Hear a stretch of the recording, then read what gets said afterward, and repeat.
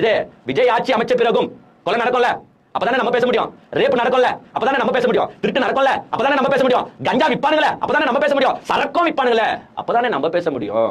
என்னங்க விஜய் வந்துட்டா கொலை நடக்காது சொன்னீங்க, அங்க ஓடி ஓடி விரட்டி கொலை பண்றாங்க. என்னங்க விஜய் வந்துட்டா ரேப்பே நடக்காது நீங்க, அங்க ரேப்லாம் நடக்குது. என்னங்க கஞ்சா விக்கிறாங்க. கேட்கணுமா இல்லையா? நம்மளுக்கு அந்த ஆசை இருக்குமா இல்லையா? எனக்கு இந்த பெண் பேசுறதை கேட்டீங்களா? விஜய் வந்தாலும் நிறைய குற்றங்கள் நடக்கும், அப்பதானே நாங்க பேச முடியும்னா அப்ப நீங்களே கிரியேட் பண்ணுவீங்களாடா? விஜய் வந்த முதல் நாளே எல்லாத்தையும் அப்படியே கவுத்து போட்டு திருப்பறதுக்கு விஜய் என்ன கடவுளா?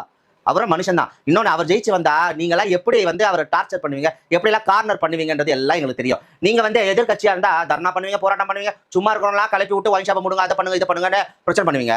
அதுவே நீங்க முதலமைச்சராய் ஆட்சியில உட்கார்ந்தீங்கன்னா எல்லாத்தையும் மூடிக்கிட்டு சுருட்டுற வேலை மட்டும் பண்ணுவீங்க.